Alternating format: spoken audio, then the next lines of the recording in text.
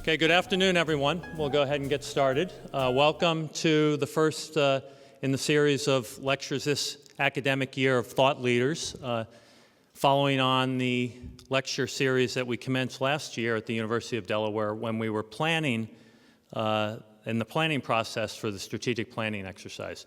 As you know, we've completed the plan.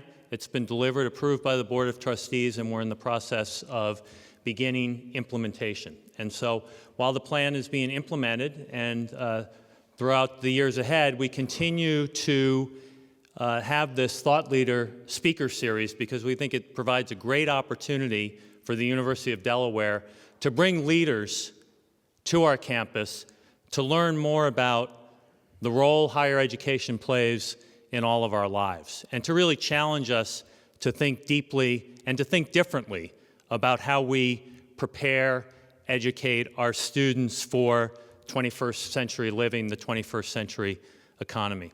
So last year we started with a number of speakers, kicking off at that time with President Pat Harker from the Academy.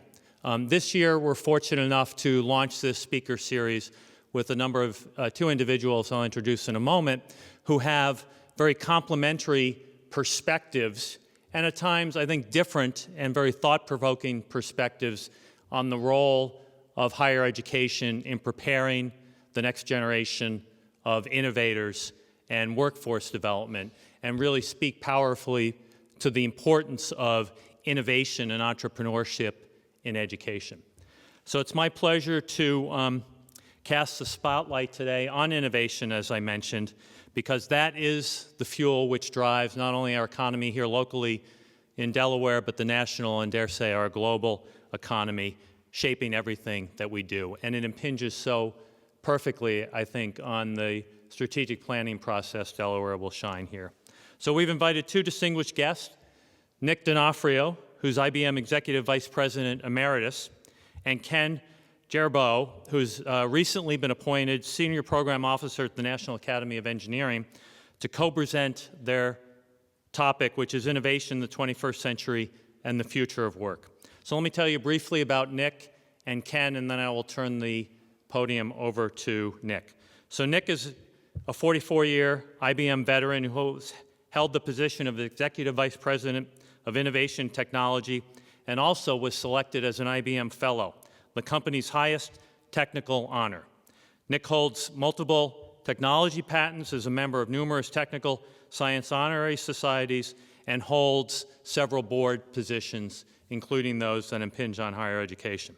He's focused sharply on advancing education, employment, and career opportunities for underrepresented groups, and importantly, women in science, technology, engineering, and math, the STEM fields. He's served on the board of directors for the National Action Council for Minorities in Engineering, NACME, and on the board of Inroads, a nonprofit focused on training and development of talented minority youth for professional careers in business and industry. Nick holds a master's degree and bachelor's degree in electrical engineering from respectively Syracuse University and Rensselaer Polytech, in addition to numerous honorary degrees from U.S. and international institutions. He's a fellow of the Institute of Electrical and Electronics Engineers, and in 2006 he was named one of the 25 top innovation champions by Business Week. Following Nick to the podium will be Ken Jarboe, as I mentioned. Ken is the Senior Program Officer for Manufacturing, Design, and Innovation at the National Academy of Engineering.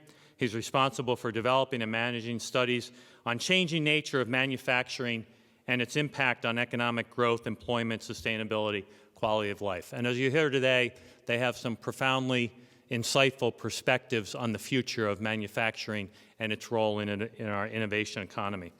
Previously, Ken was president and co-founder of the Athena Alliance, a DC-based nonprofit research organization focused on information and intangibles innovation economy, the so-called I-cubed economy. He also served a number of senior positions on the Hill, including chief economist for the Senate Democratic Policy Committee.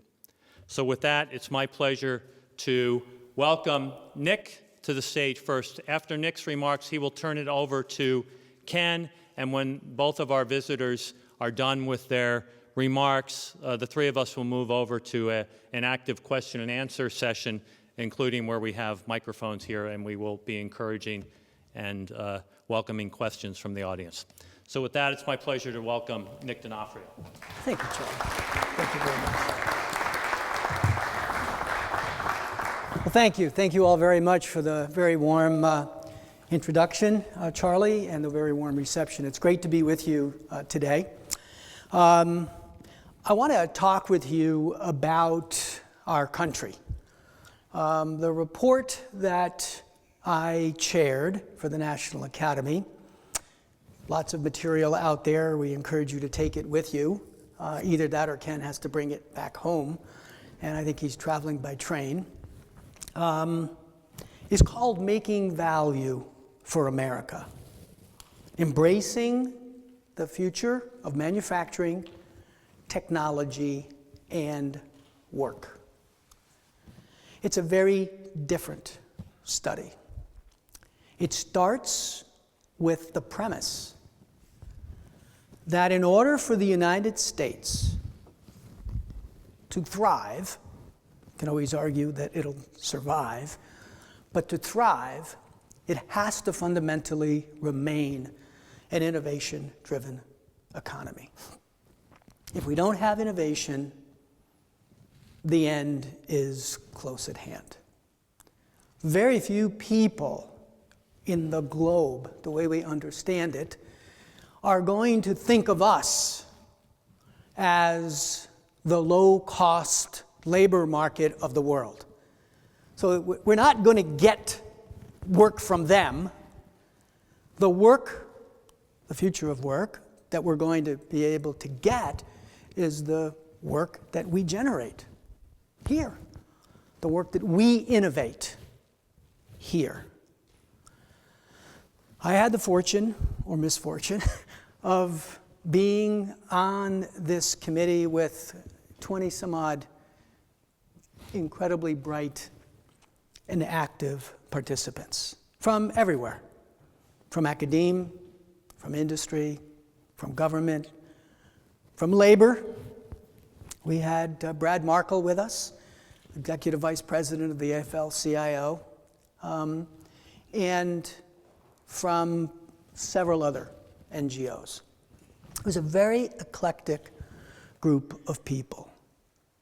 But the one common thread was we as a country must remain an innovation-driven economy. If we lose that, we lose it all. Now, we didn't study that. There are plenty of studies on how you remain innovative. I happen to participate in one that I'm most fond of called the National Innovation Initiative for the Council on Competitiveness. It's pretty straightforward stuff. You know it. Has to do with just how collaborative you are, just how open you are, just how multidisciplined you are, and how global you are in your thinking. If you can build those elements into your environment, almost always you will end up with an innovative environment. Start with the problem, work your way to the answer. Starting with the answer doesn't do it. I mean, it came out of an industry that always started with the answer. All we wanted to do is to get you to tell us what the problem was. You know, we'll just throw everything on the wall, and whatever you go for, that's what we'll sell you. And we'll sell you lots of that. It's still pretty much the same deal in information technology.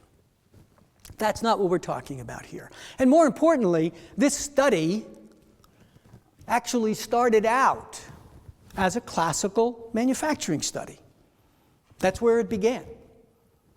The Academy, the National Academy of Engineering, processes things probably very similarly to what you do here at the university. We had a feasibility committee. The feasibility committee does a pre-study to determine whether there's any merit to do a real study. What that means is, before we go raise money for the real study, we need to know that we've got something worth studying. So the National Academy can invest a modest amount of money for a very short period of time to do the work. Larry Burns led that work study, if I can call it that, feasibility study. I was on it. Larry Burns, for those of you who may not know him, he was the chief engineer, chief scientist for GM for many years. So you see where the birth of this study started. It started in the quote-unquote classical manufacturing sector. Like, what happened to all of the jobs? Why did we lose them? How do we get them back? What is happening to middle-skilled America? What's our hope for middle-skilled America? By the way, you'll not find a lot of comfort or solace in here if you're looking for what do we do in necessarily higher education. That's not what we're trying to promote here. We're trying to deal with the issue of middle-skilled America. Is there any hope to get those jobs back? Do you want those jobs back? Should you even be thinking about getting those jobs back? Now, this report was released earlier this year. Already most of the rhetoric has changed. Nobody wants those jobs back because those jobs have no work content in them. The nature of work has changed, which is exactly what this study talks about. The nature of work is gone. The things you're thinking about are not the things that we need. And yes, we have a residual problem. We have to worry about the skills that aren't there anymore. The people have been obviated for those jobs and tasks. What do we do with those people? How do we deal with the issue of technology and the shifting, changing nature of work? It's happened. Many things are made with nobody making them. Many things are self-made. They're self-constructing, self-forming, self-correcting. We had an economist on our august group. We actually had the economist do some work for us, and we tried to calculate if we got back all of the jobs we lost in this sector over the last 25 years, just the last 25 years, we got all those jobs back, how many people would actually go to work? How many of those jobs would actually result in someone going to work? Anybody have a guess? 10%. Thank you very much. It's actually a little bit less than 10%. But we're going to give you an A anyway, because that's good effort. Can you believe that? So what are you thinking? Yeah, we want to blame China for this. We want to blame India for that. We want to blame everybody for everything. No, it's just not the way it is. It's our demands. Our demands require innovation in this sector. Our demands require clever ways of doing things. Someone suggested earlier when we were talking, was it the recession? Did the 2008 recession force this to happen? It could have. It could have clearly have accelerated. Get people out. We don't need them. Let's find ways of making things simpler, faster, quicker, cheaper, better. All of those things. So if you're going to really look at America, and if you're going to really look at making value for America, we chose those words very, very carefully, you have to be willing to explore the future of work and the future of technology and the intersections that they have. It's undeniable, isn't it? The impact that technology has had on our lives, it's undeniable. And it doesn't look like it's going away anytime soon. There's not like, okay, there it is, you're around the corner and it just falls off the table. It stops. Some things stop, but other things will start. And you don't want it to stop because you keep demanding more things. Does anybody here actually want to pay more for something? Is there anybody here looking to pay more? Anybody? I haven't found that person. I found one person who thought they wanted to pay more, but wasn't exactly sure if they heard the question correctly. You don't want to pay more, and you want higher quality. So the march is on, right? You get the point? The march is on. The problem is real. The opportunity is real. This idea of innovating to create value, to reshape the future of work. It's about as real as me and you here right now. That's what we studied. That's the work that we put together over about an 18-month period. Wonderful group of people. We've presented this report now. I have personally presented, I think, 6 or 7 times. Several, I've been to Cleveland, I've been to Detroit, I've been now to Newark. All the garden spots are what they give me. I will be to Irvine in February. That's pretty good. But we're going to go to Ohio, and we've been to Washington several times. We've given a couple of reviews to the president's economic advisors and to the House and to the Senate, on this work. Now, the National Academy in general does work for the United States Congress. So there is some of that in here. Therefore, we present our work to them so that they can understand and have their opinions informed. I have to tell you, personally, I didn't want this job. I did not want to do this study. I kept saying no as many times as they asked me. But Chuck Vest, God rest his soul, is a very dear friend of mine. I think some of you know he was the president of the National Academy of Engineering, and he passed away a few years ago of pancreatic cancer. But one of the last things he did was ask me to chair this for him. And it was very hard for me to say no, to be honest with you. And as I got into it, I really better understood why Chuck wanted me to do this. We had been partners on the National Innovation Initiative for the Council on Competitiveness. It was a great extension as far as I'm concerned. And if you look at the report and if you look at the recommendations, some of the very same recommendations line up to what we said way back in 2003, 2004, when we did the National Innovation Initiative. It's really all about collaboration. Collaboration is the key to everything. It's education is terribly important. Being facile with technology is terribly critical in the final analysis, but in the end, it's all about collaboration. And then you have to ask yourself the question, who needs to collaborate?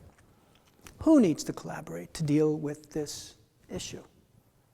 The issue, again, I'll remind you, we need more people from institutions like the University of Delaware to be the innovators, to actually, set the paths forward, to kind of start to create the value proposition, whether that's an economic, social, governmental, educational value proposition.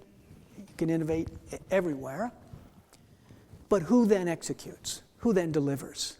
Who makes it happen? How does it work? How do we engage mid-skilled America? Where do we engage them? Where do they learn the skills to be engaged? Do we retrain them? We had Boeing on the study. You understand the Boeing story? Do you know the Boeing story? Moving to what? South Carolina? Didn't pull out of Puget Sound. They're still there in a big way. But the newer planes are being built in South Carolina. What did they do when they got to South Carolina? What did they do? Does anybody know what they did? They started their own schools to train the workers. Train them. Look, we don't want you to rivet. We want you to actually be responsible for the wingspan. We want you to take on more responsibility. We want you to understand. We want you to be able to stop the line if the quality doesn't seem right. If it doesn't seem right, chances are, and you're doing it, chances are it's not right. They partnered with community colleges. They partnered with technical schools. to get the skills and the labor that they wanted. So they did something about this void. There's fewer of them, there's no doubt about it. Right? The person now doing the riveting, he's not, or she, they're not actually riveting, they're running the machine that rivets. It's a numerically controlled machine, it's IT driven. They have to know something about this. They have to know when it's right, they have to know when it's wrong. I mean, these things are all software driven, and you know the problem with software. It's not perfect. It never will be, because it's a manifestation of your thought process, my thought process, and as good as you are, I know I'm not as good as you. And my mind is flawed. Some people say that's all my mind is. It's totally flawed. This is what the future is all about, though. It's those skilled people. Somebody at Boeing, engineers at Boeing, can certainly design that wing. They can figure out how to put it together, what the carbon fiber looks like, how do you laminate it, how do you put it together so that it stays, together for, 100 years at 700 miles an hour, at 60,000 feet. But somebody's got to do it. And it's not the engineers that do that. Somebody's actually got to do it. Pretty much the same way with most of the physical things that we've got. There are machines that, have you read the book Racing Against the Machine by Bryn Olufsen and McAvee? I recommend it to you. It's a downloadable, ebook. Very simple story. It's all about the history of humankind and what's been going on to work. Got a lot of my inspiration for this work from Bryn Olufsen and McAvee. It's very worthwhile. It depresses you in the first several chapters, but then it kind of lifts you up at the end, because at the end, you're not racing against anything, you are racing with the machine. And the machine they're talking about, of course, happens to be IT.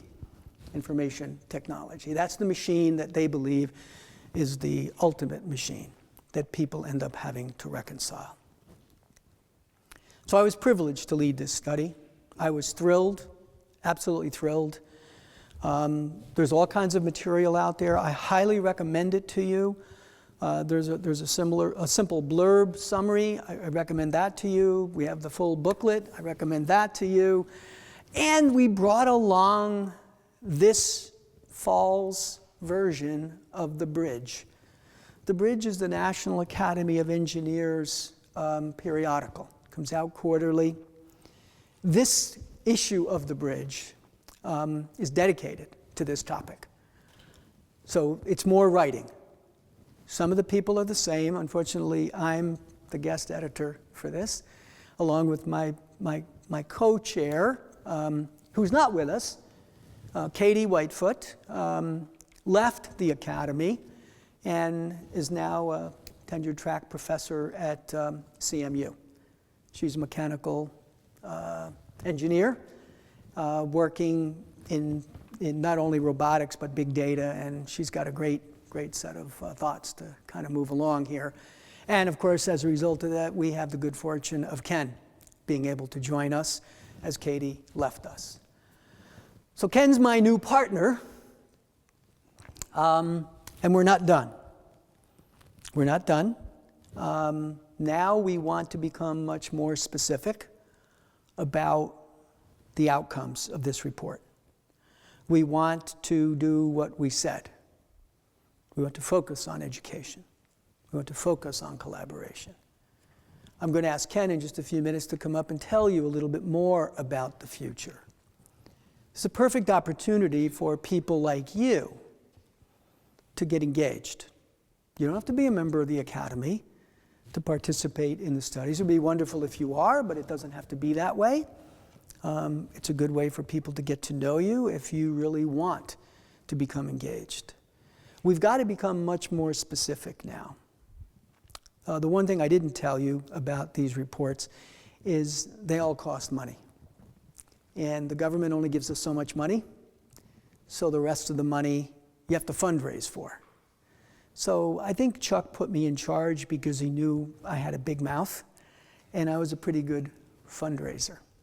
So we ended up raising, or having to raise, a couple of $1 million to get this report done. So I empathize with you who are constantly looking for grants to get your research done. I know exactly what you're up against.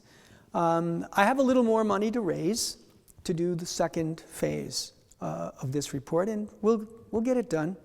By hook or by crook, I'll find a way to collect the last couple $100,000 so that we can proceed. This will be a faster study, it'll be a shorter study, and a much more focused study. This is very hopeful for our country. I have to tell you, a very simple little statistic. You have to decide whether you feel good or bad about this. This report was one of the top 5 most downloaded reports on the National Academy of Engineering site ever. Ever. I have to also tell you, I'm a member of the Royal Academy of Engineering. They asked me for a copy of this report. So they heard all about it. The Brits are pretty good, you know. They figure everybody's stolen from them, they might as well steal from everybody else. So I am sure they're doing a very similar report, Ken, right now, to what we ended up putting together. So I'm looking forward to your questions. I'm looking forward to interact with you. But again, I want you to keep the right frame of mind here. This is all about the middle of our economy. However you feel about it. You know, and everybody's got an opinion. We're suiting up for, you know, a national election. You hear it all the time about who's got too much money, who's got too little money. You know, if we don't deal with the middle, the mid-skilled America, does that make sense to you? Can I use those words? I stopped calling them blue-collar workers. They may have gray collars, or they may have no collars. That's mid-skilled America. Unless we deal with that, unless we find a way, you find a way. I mean, I remember what it was like as an early engineer. You may find that hard to believe given how old I am, but I actually remember my first days at IBM. It was simple. Your job is to innovate. Your job is to invent. Your job is to create circuits and chips. That's what you're being hired. I'm an electrical engineer. I'm a circuit designing electrical engineer. I'm a memory circuit designing electrical. You know, they get very specific. We go down, down, down, down, down. You know, by the time you're done, there's only one of you. You know, you're very deep and very thin, very narrow. And they said one other thing to me, which we've stopped saying to each other. As soon as you figure it out, give it to Mary, Fred, Joe, Pete. They're the technician. They will deliver this. We don't need you to do that. We need you to go back to the beginning and start all over again and come up with another one. Does that conversation even go on? Do you even think about that way? That's the future of work. Or do you hold on to everything? Oh boy, if I let this go, there may be nothing else for me to do. So I think I'm just going to do this. And it's too bad about Mary, Joe, Fred, and Pete. They'll shift for themselves. No, they won't. No, they won't. Now, you know, I'm pretty savvy here, having come from IBM. We built a huge consulting business. Consultants hate what I just said to you. They never give up anything. They have no intention of moving work along. And yet, if we don't do that in this country, we won't have a middle. You know, you can worry about the division of wealth all you want. If we don't move work along from people like you to people who can deliver it, you're not actually required to deliver it. It may be a crushing blow to you. You know, they'd never let an engineer on the work floor at a Boeing plant. Why would you do that? They can't do anything but screw it up. They can't do anything but push a button that they're not supposed to push. When I was running the IBM semiconductor facilities, you'd never let an engineer into those clean rooms. Or if you did, you gave them a whole panel of buttons that didn't connect to anything. Push your little heart out. They actually did that to me once. I was a good button flipper on testers, and they actually made a whole bunch of buttons that didn't go anywhere. Like, yeah, sure, flip them all, Nick. Doesn't matter. It's critical. It's very, very fundamental to the whole thesis of this study. Please take some material, take a look at it.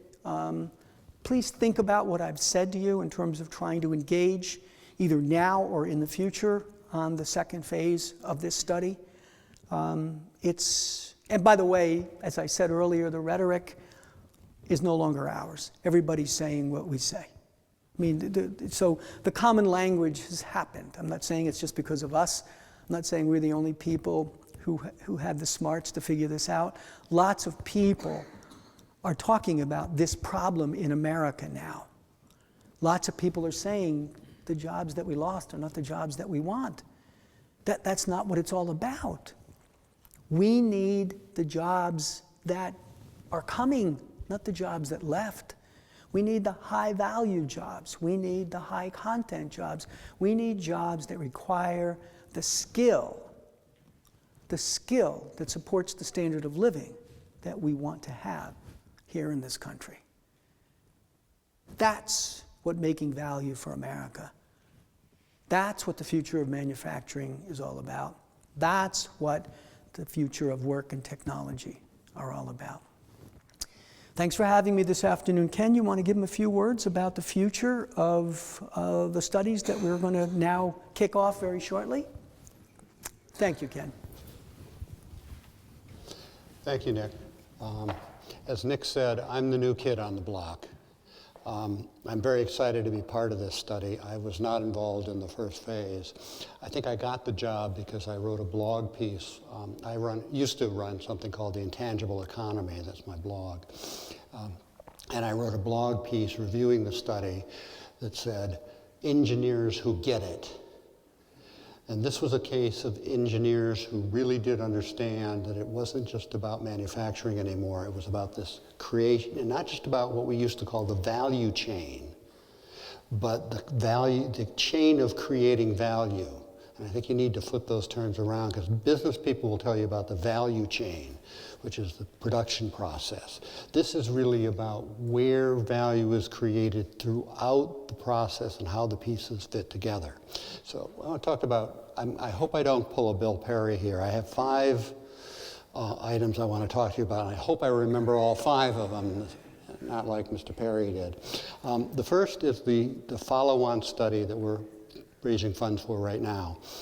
It's called The Resilience and Adaptability of the Workforce. So it's based on the idea that if you believe the premise of the first report, that work has changed, manufacturing has changed, it's not going to be what my dad did to work his way through law school at UAD, of attaching hoses to an engine for 12 hours a day, or what my high school buddies did in the paint shop in Flint.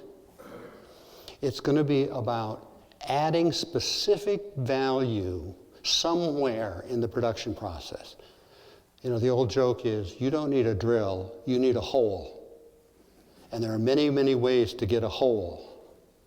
And so if you can come up with a better way to make that hole, forget about the drill. Now, maybe the best way to do it is a drill, or maybe some other way, or share a drill, or rent a drill, the shared economy. There's lots of ways of getting at that value proposition, but it's about meeting customer demands and making value. So if you buy that premise, that that's what the future work is all about, what do you do about the workforce who's been trained to attach those bolts and those hoses to engine blocks, or sit and monitor the paint robot 8 hours a day? What do you do to make them adaptable and resilient? So what we're focusing on this particular follow-up study on the workforce is that issue of adaptability and resilience. Adaptability and resilience is critical if you're going to be innovative. And a part of the problem, one of the things we want to look for, is it's subsumed under this idea of innovation. When you start talking to employers that they want some competencies, they say, well, of course, they have to be flexible, adaptable, willing to learn, et cetera, et cetera, et cetera. Well, how do you get them that way? What are the competencies that you need in order to be more adaptable and flexible? So that's going to be the focus of this workforce. There's lots of studies being done out there about skills, specific skills. Everybody needs to code. I was at an event just yesterday at the Brookings Institution, and they were talking about the future of IT in the workforce. And somebody said, well, we need lifelong learning. And somebody said, oh, that's a profound statement. I'm sorry. I remember learning about lifelong learning when I had hair and when it was red. I mean, in my undergrad, my high school days, they talked about lifelong learning. So what we want to do in this study is get very specific. What in the H does that mean? What does it look like? What are the skills you need in order to be a lifelong learner? So that's kind of where the workforce part of this is going. The second part of this, coming out of the study, is a look at what used to be called the Valley of Death. I hate that term. It's not a valley of death. There's a commercialization issue. Not all products need to be commercialized. Not all products should be commercialized. What do we know about the technology commercialization process? We've been talking about it, again, since I had hair, and we still haven't figured out how to do it right. And you guys play a key role in that, because it usually in universities gets thought of as tech transfer. Let's just put some patents, let's get some patents out the door. Okay, that's one small part of it. More and more universities are beginning to realize it's not just patents we're putting out the door, it's entrepreneurs we're putting out the door, it's ideas we're putting out the door, it's ideas we're bringing in from outside to incubate. So what does the technology commercialization process really look like today? The third is infrastructure. And this we haven't really done a lot of work on, but the report points out you need a new infrastructure. And part of that infrastructure is what I used to call intangibles. It's the organizations, it's the physical infrastructure, it's the social infrastructure, it's the organizational infrastructure. It's what you do with a new lab, and what you do in that new lab, and what you do outside of that new lab to make sure that the new products that are coming out of that lab get put into the commercialization. So the infrastructure ties back to the commercialization. The fourth is what I call finance. Now, it's a broader range of just money. It's how do you finance the new ideas? How do you put a value and monetize those intangible assets? How do you make higher education affordable? Because what you're really doing is making an investment in a whole bunch of intangible assets. Now, we haven't even begun to scratch the surface of that, but that's another project that can come out of this. And finally, I think I've got 5. The fifth one is data. And not big data. Lots of people are doing big data, but it's data for understanding the problems that we're facing. You look at what came out of the report about how work is changing, we have no idea how to measure that. The entire statistics of the GDP are all built around the old manufacturing system. There are some new ones. We finally got the Bureau of Economic Analysis. My friends have been working on this for a while, now include patents, software, and artistic output as part of the GDP, and treat it as an asset. That's a breakthrough. Artistic works are an asset. Wow, great idea. Patents are an asset. You go to a company, they think they know that. Their accounting systems don't. US and global accounting systems are still back when the monk back in Italy first invented double entry bookkeeping. We don't know how to measure these things. So the last part is, can we figure out how to actually measure these things? I like to say that it makes as much sense nowadays to divide the economy into agriculture, manufacturing, and services as it does to divide society into the nobility, the peasantry, and the clergy. it just doesn't work anymore. So those are the 5 areas that we're going to be looking at. And I'm sure, Nick, when we sit down, we'll come up with a lot more. And hopefully from you folks, we'll get a lot more. But those are the 5 we're looking at right now. Workforce, infrastructure, tech commercialization, data, and I'm blanking on the 5th. Assets. Financing and assets. Thank you very much. So at that, should we sit down? Yeah. We'll come join you. Do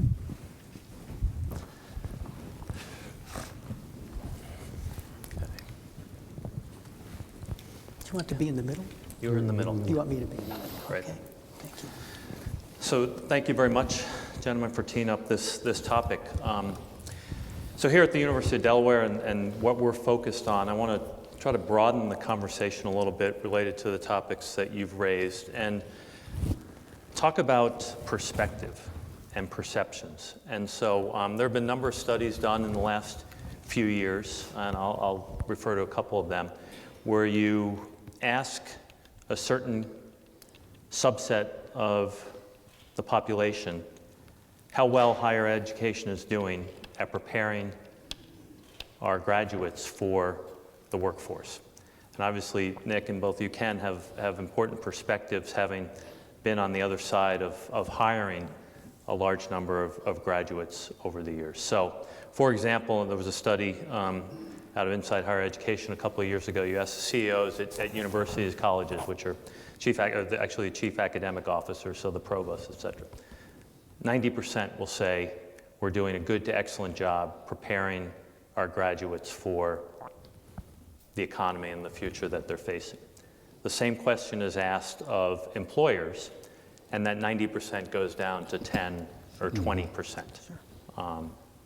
So there are a whole variety of reasons, I think, perhaps for that disconnect. But to start off, Nick, from your perspective, certainly your long career at IBM, what are the skills that industry values in college graduates that really are the skills that transcend the technologies? The technologies change, as you pointed out. Right. What are the important skills for the students? So it's a great question. It's a never-ending kind of progression of thoughts around it. It starts with somebody who is willing to continue to recognize the fact that they don't know everything, that everything's going to change, and that they're willing to change right along with it.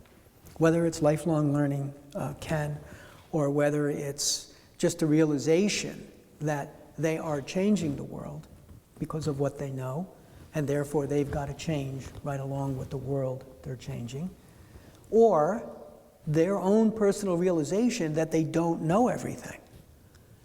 And therefore, they've got to have a collaborative side to themselves.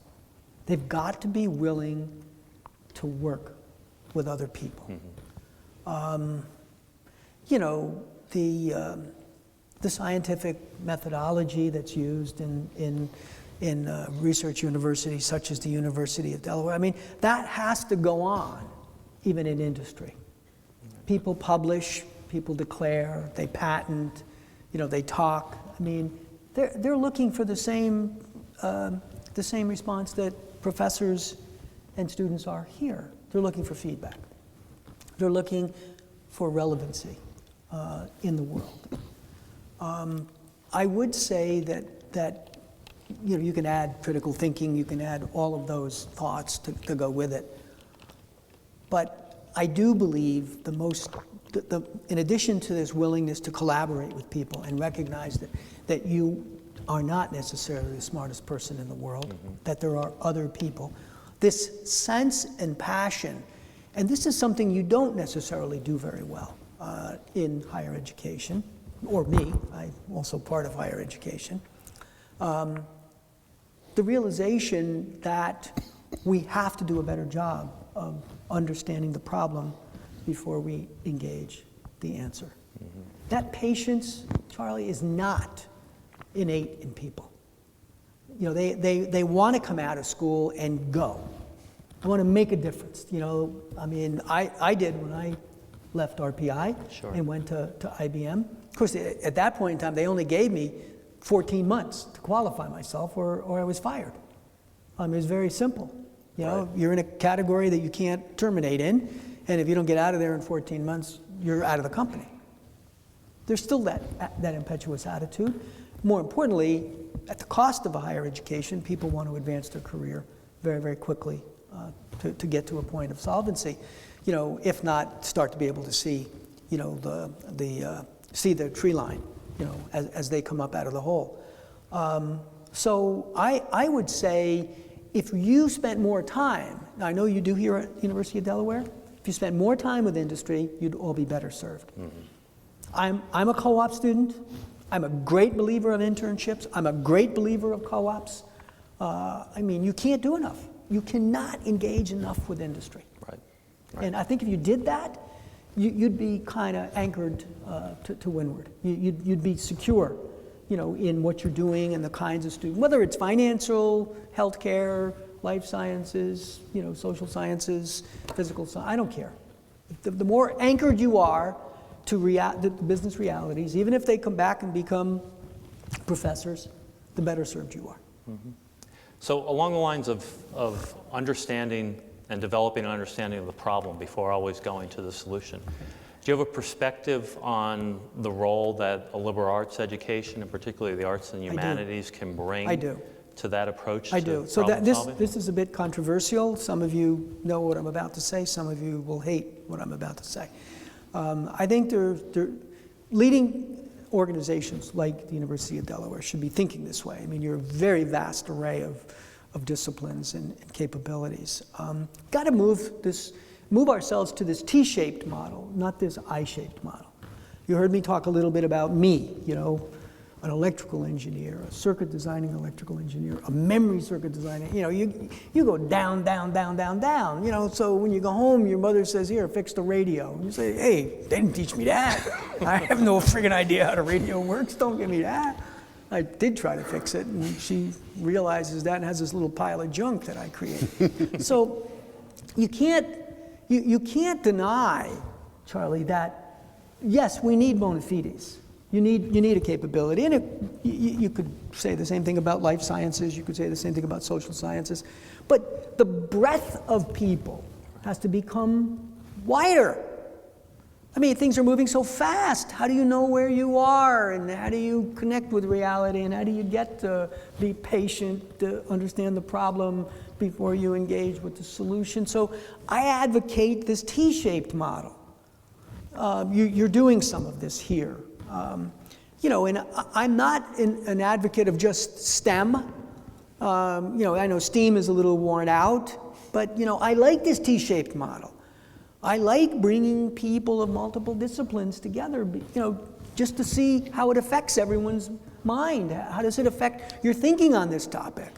You know, if you had some of the lawyers engage with the business people, engage with the technical people, maybe you'd get out of the blocks a lot faster. Maybe this has something to do with this, you know, this pause in the innovation curve. You know, you know, why can't you just build something correct by construction? Why does there have to be a pause? There doesn't have to be if you had enough people on your team and started to think about it differently. So, T-shaped models. My biggest fear is that, you know, everything I'm telling you, the rest of the world knows. So, Europe is trying to move to a T-shaped model. Asia is trying to move to a T-shaped model. If indeed they do that, I guarantee you their graduates are going to be more employable. They're going to be better valued, better appreciated. You have to kind of make this happen. And I don't mean just have your engineers walk, talk, and chew gum. And I don't mean, you know, take your liberal arts students and make sure they know how to add, subtract, multiply, and divide. I am not saying that. Mm-hmm. There has to be some bona fide here, some capability. You leave the University of Delaware and you mark yourself because you do all of this. You look like a T. Right. So if you're going to innovate, you need to be T-shaped. You have to be. Yeah. We've done, the Academy has done many studies. Right. I've been part of these studies. They're all the same way. These people all come back, you know, broad and deep. You know, sometimes their depth has nothing to do with where they're broad, and sometimes their depth has nothing to do where they innovate. It's their broadness that allows them to innovate. So, don't think I'm just saying scientists have to become, deep and broad. I'm saying liberal arts people have to become deep and broad as well. That's what really will make a difference for this country. And let me put a plug in. The Academy, there will be a summit I believe it's in May, Yep. At the Academy, the National Academy, is the middle part of May on the T model. I believe it's tsummit.org. tsummit.org, that's right. It'll be in Washington, It'll be if in I remember. Washington It's in in the middle of Washington in May. May of 2016. Yeah. Great. Yeah, Wonderful. yeah. Are there Thank you. questions from the audience? We have students or some of our colleagues here at the Center for the Arts who are running around with the microphone. So if you just wait for the There you go. microphone, and a question for Nick or for Ken. I think it's coming on. One thing I didn't hear, I see the word manufacturing, and neither of you has uttered the word robots. I was looking for it. You have not said it. Books have been written up Sure. on it, making a very impressive case for the fact that robots will be running not only the semi-skilled jobs, but also many of the so-called skilled jobs, Sure. No, that's absolutely. capable of learning it as well. All of that's true, Adapting. but you also know very well that there's a human being behind every one of them, making them that smart, making them that learning, building those algorithms. I did say at Boeing, it's the middle skilled job is staffing the machine. It's staffing the robot that actually does the riveting, that actually does the inspection, controlling it in some sense, or controlling a fleet of them, 2 or 3 on one wing, 2 or 3 on another wing. So it's not that I'm not a big robotic fan. I know that this is all, I know that work is being automated. You can't build a car without it. You can't build a semiconductor wafer without it. You can't build an airplane without it. You can't build most anything without it. I'm talking about putting in place a middle-skilled America that can actually drive those numerically controlled, intelligent, robotic, automated machines. That's what we need more of. Okay, one more question. Please. We read out, when it comes to innovation, on a per capita basis, I can only think of one country, and I think of Israel. Can you comment on that? Sure, I'd be happy to. Some of you know I spent some time on this whole topic of innovation in the Kauffman Foundation. I was a senior fellow there for a term, three years. We got to know the people in startup country, Israel. There is a very good point that you're making. They don't have a lot of middle-skilled people. They have a lot of innovation. They create value at the top level. They do, like all innovative people, they take the advantages that they have, they take the resources they have, and they work with them. So they're not into heavy middle-skilled jobs. They're into cerebral jobs. So you can't buy a security system that doesn't have something from Israel in it. You can't buy a camera, that doesn't have some kind of software that comes from Israel. So they dominate in certain markets, but they built themselves that way. They built themselves at this high level, and they pride themselves on how fast they move through that innovation cycle. And by correct by construction, they let very few things fail. So they have a bit of an industrial policy, which we don't necessarily have in this country. So they have certain assets working for them, and size is one of them, and the demographics is another, and the cooperation with their government is a third. Good point. Question here and then back there. Yeah, just regarding the T-shaped model concept, do you discuss or think about the scale at which you consider that? So that could be at the individual level, it could be at a population level, a societal level. Right. How do you consider and discuss? Sure. I mean, I think what you find when you do the work, most of the innovators of the world made themselves T-shaped. They weren't produced. There's no place making them. They realized this themselves, so they took it upon themselves. I think for us to be as successful as we want to be in this country, and this is the only country that I care about right now, I think it has to be at the societal level. I think we have to start to propagate this thought process that says you need to be T-shaped. You need to be capable. Value, if you stick with the word value for a second, value migrates and you don't control it. If you could just accept that premise, that value migrates and you don't control it, it will start to give you the reason why you will want to be a T-shaped person. I mean, I could still be in Burlington, Vermont. I could still be an electrical engineer, circuit designer, chip designer. I could still be doing that work. There is that work does exist.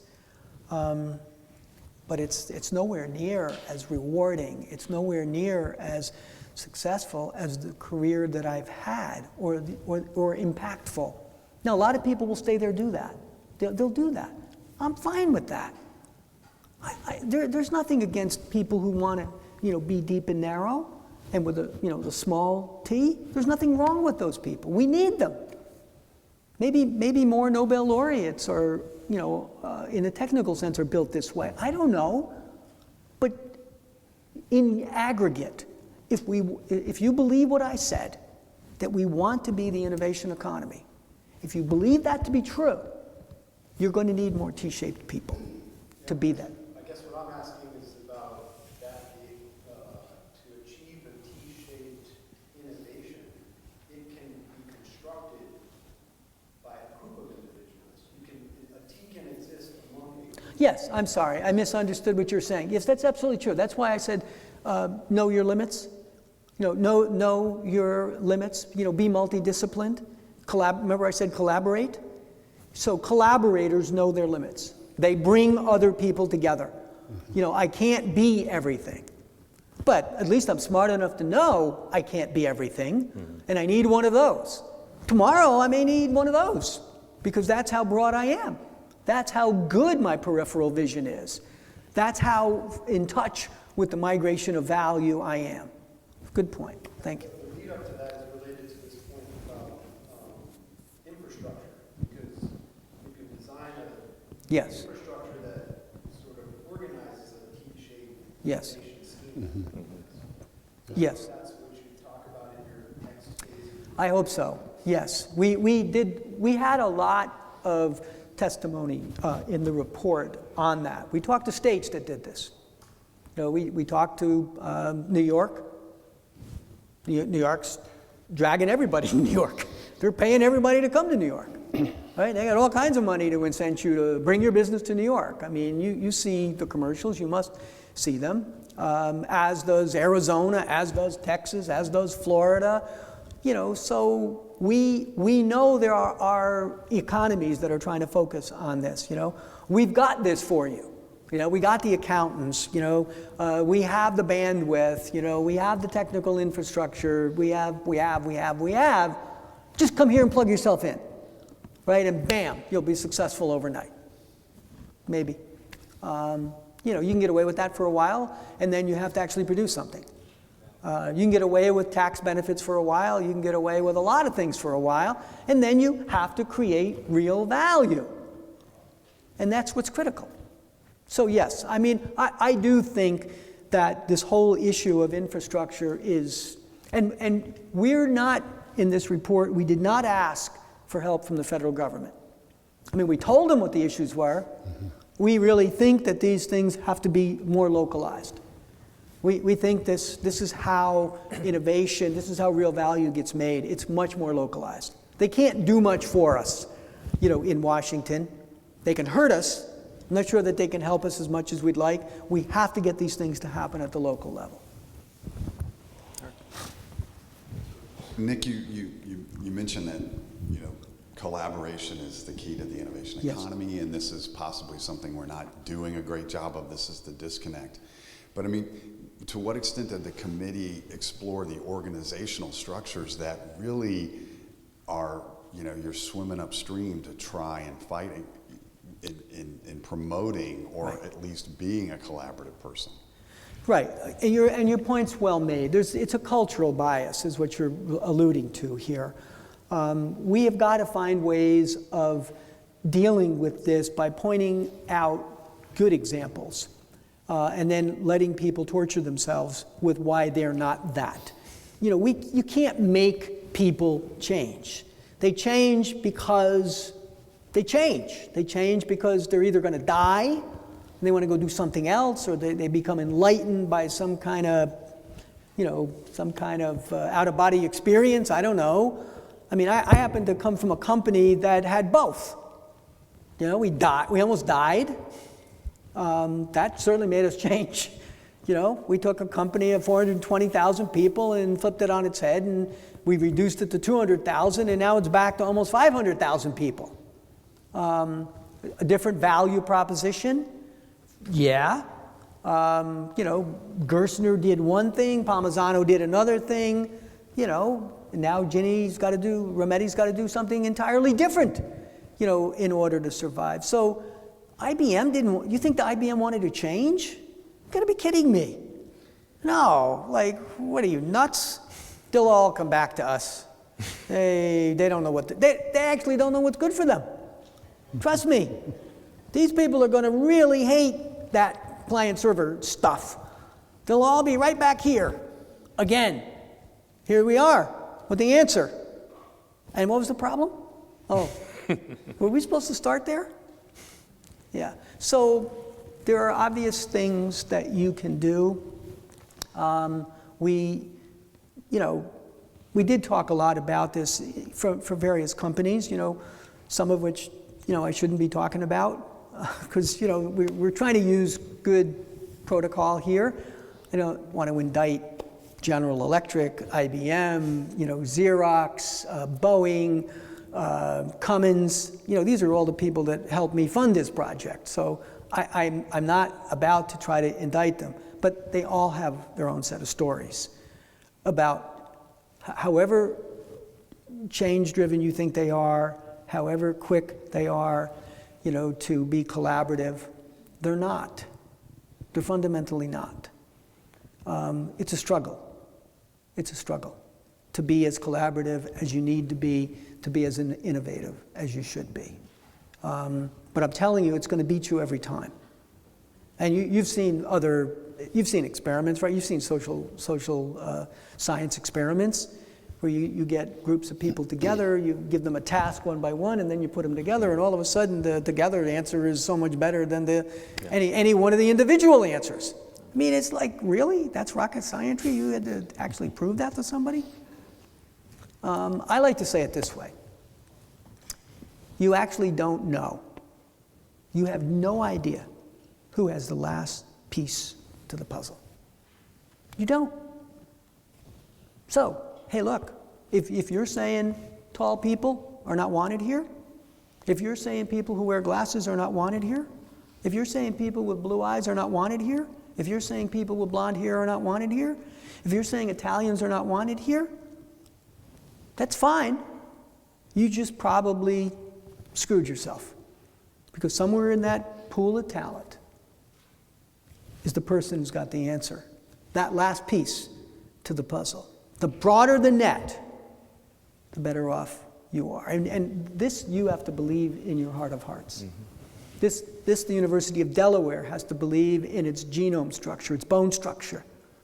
If you don't believe this way, hopefully your new president believes this way, whoever that person is, you're limiting yourself. You are totally limiting yourself. I used to say this to IBM's technical people. Your job is to figure out who already solved this problem, because you don't have to do this. Somebody already did this. You're not collaborating with enough people to figure out who did it. I'll enable you. See, enablement, that word, is the word you want to take away with you. Your job is to enable people to be collaborative. You can't force them to be collaborative, but you can certainly enable them. You give them the right infrastructure, you give them the right environment, give them the right incentives, you give them the right leadership. They're enabled. The smart ones are going to figure this out.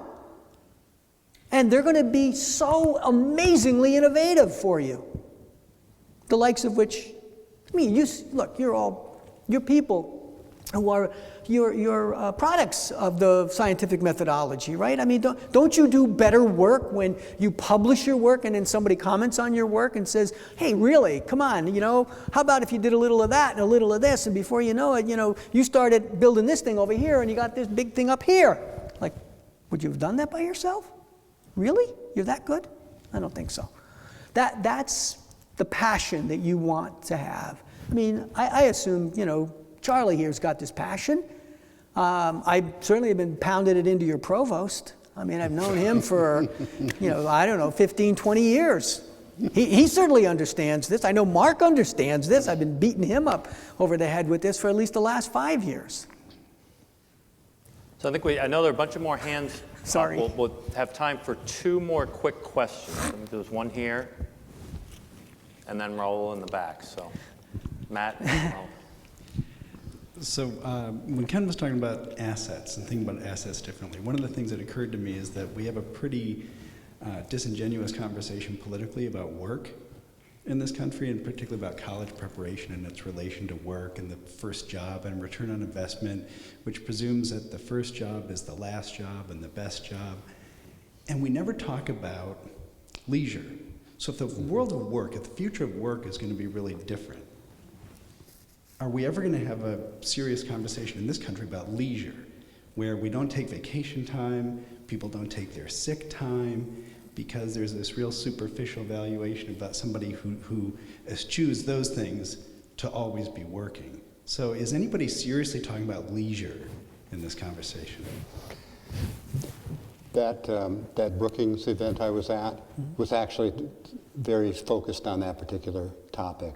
The question is, what do you do when you have what Keynes originally thought of 60 years ago, where you have 10 hours a week of work? Yeah. That's all that's needed by the human to produce everything you need.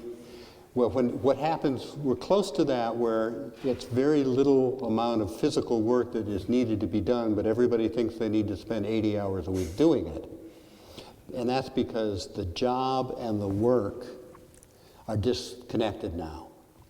So the amount of work you have to do to get something done versus the job that gives you fulfillment and a paycheck.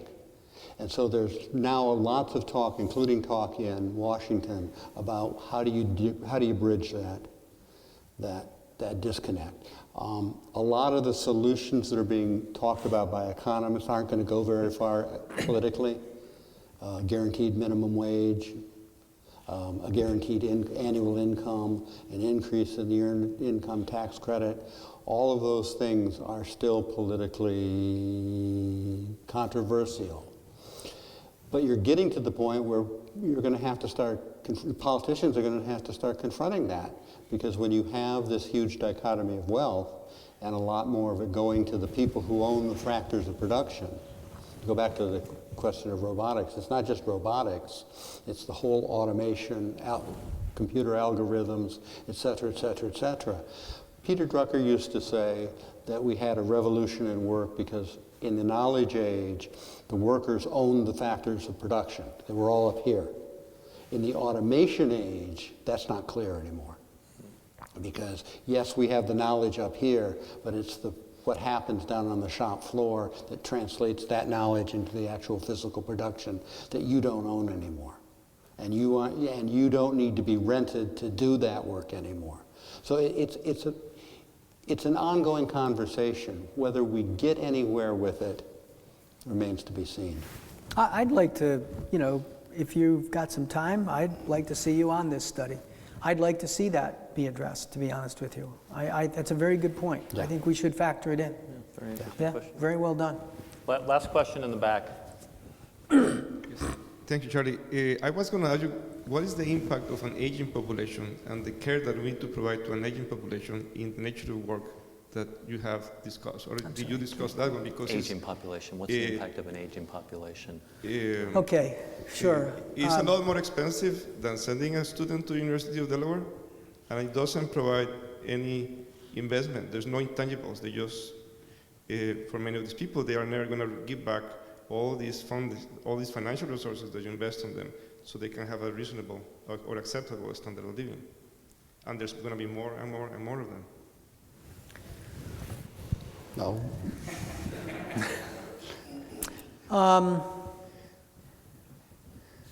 So, number one, I think that cost of education is too high. It's just too high. It's going to price itself out of business. There needs to be some tremendous amount of focus here. That's not what this study will focus on. It just can't. I mean, that's a different study. I have a day job that worries about that. I think the fact of the matter is everyone's going to continuously want to re-educate themselves. So I think there's always going to be a need for education. The question is whether people can actually afford to be educated. I don't care how old the population becomes. You know, age has very little to do. You know, at least for a significant period of age, has very little to do with whether or not you can create, think, and do meaningful work. And there's going to be, I'm sure, more and more work done to prove that. Yes, of course, you need a base. You know, you can't just wait till everybody dies and then say, okay, let's start now. Yeah, we're the last two in this species, and let's start all over again. That doesn't work. It's not necessarily our problem in this country because our population continues to grow. Continues to grow for different reasons. It grows fundamentally because the Hispanic population continues to grow in this country. I mean, that's a real issue for people to deal with. Are they participating in a full spectrum, you know, of skills and jobs the way they need to? Or women, are they participating in a full spectrum of jobs the way they need to? I mean, I'm all for women dominating life sciences, but we do need them in the physical sciences as well. You know, it's not good to have this lopsided relationship where one goes this way and one goes that way. It's not good to not have, in a collaborative sense, everyone represented. We need underrepresented minorities. We need to hear from the Hispanic community. We need to hear from, you know, African Americans. We need to hear from Asian Pacific Islanders. They all need to be represented. Gay, lesbian, bisexual, transgender, every nuanced, you know, segmentation you can think of, all needs to be at the table if you're going to have the best answer to the problem. So I think the challenge for this country is to, as quickly, and it's why my commitment, you know, to my own personal philanthropy has been here. It's been on the diversification. Now, I can't do it everywhere, so I do it in STEM. The diversification of STEM skills. Age, race, color. I mean, I don't care. You know, I want everybody participating in the STEM disciplines. I want everybody equally represented in those STEM disciplines. And I think more people have to have these kinds of attitudes. These are, you know, when you put blocks up like age, you know, so what should we do? Should we short Japan? Do you want to short Japan? We should all short Japan. Short, you know, right now, eventually you'll be right. You know, you may not see it, but your kids will see it. You know, you want to short Europe? Go pick a country in Europe. You know, their aging population's taken over. So no, you flip this around and you use this to do different things. You find ways of becoming even more innovative faster, as I know Japan will, as I know Europe will. So we've got to get in control of our higher education costs. I don't have the answer. I wish I did. I don't have it's not technology. That is not the answer. I mean, so we have to be careful of what the problem is and kind of work our way back from the problem. Let's practice what I'm saying if we're going to be innovators here. You know, MOOC sounds like a good idea, but what idea is it? It does what? What does it solve? What part of the problem does it solve?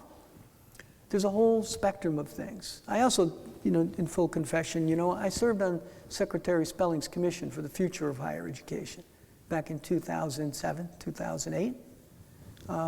If you get a chance, you might want to read that report. The saddest thing I can say about that report is we were so right so long ago, and we did so little as a country as a result of it. That's our problem in this country, is not that we don't understand what to do, we don't do what we understand. I'm done. I think that's a perfect place to end the conversation. So I think you all join me in thanking Nick and Ken for a great presentation. Thank you. Good job. Conversation. Good job. Very good job.